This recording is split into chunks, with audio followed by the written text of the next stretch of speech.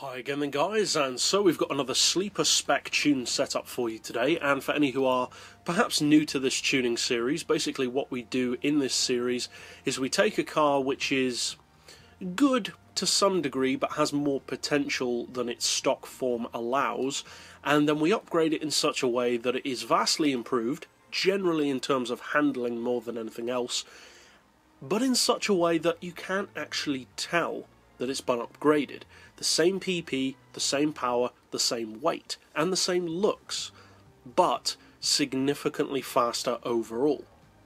And one of the best types of vehicle to do this with is a muscle car, because the handling leaves tons of room for improvement, and often their gearboxes restrict their top speeds significantly. Now in the case of this sleeper build, we are tuning the Dodge Charger, specifically the 440 version. I've gone for sports soft tyres. For the suspension and brakes, you want to obviously upgrade those brakes. For the suspension, I've lowered the ride height by 5mm front and rear, so that it looks pretty much the same as stock, but we've got it a little bit lower at the same time.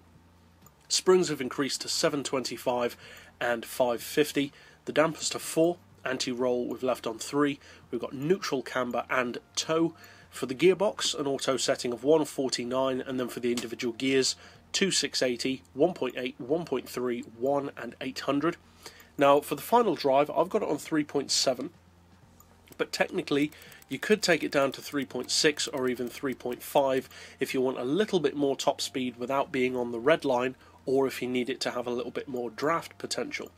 As it is, the top speed on the stock version, the true stock version, is only around 115, which is awful. With this build, even though you're running the exact same spec, you can do over 150, so there's a massive increase in performance. We've upgraded the clutch, flywheel and prop shaft, of course. For the diff, I've got the highest initial torque to stiffen up the steering, acceleration and braking on 40, and then of course for power and weight you want to do nothing whatsoever, not even an oil change. So that's it overall for this Sleeper Spec build.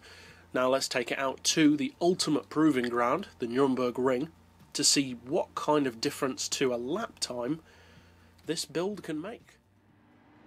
Now as always, I will put in the video description down below the exact stock and Sleeper Spec lap times of this car, but in short, this tune makes the car, despite having exactly the same spec as stock and being completely undetectable to the untrained eye, 44 seconds faster, around one lap of the Nurburgring.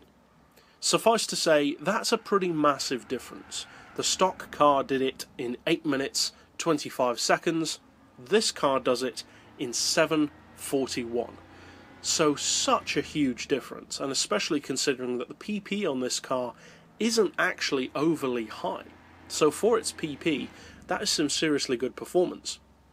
The biggest improvements are of course the handling, which gives you much more control overall, and also the top speed, which as we said just now is massively improved over the stock vehicle. It's significantly quicker overall in a straight line as well. So if you decide to use this Sleeper Spec build, obviously I hope you find it fun, and it is definitely competitive. And if you'd like to keep up with other sleeper builds and various other tunes like this in the future, be sure to subscribe for those to see them as soon as they're released. But for now, as always, thanks for watching.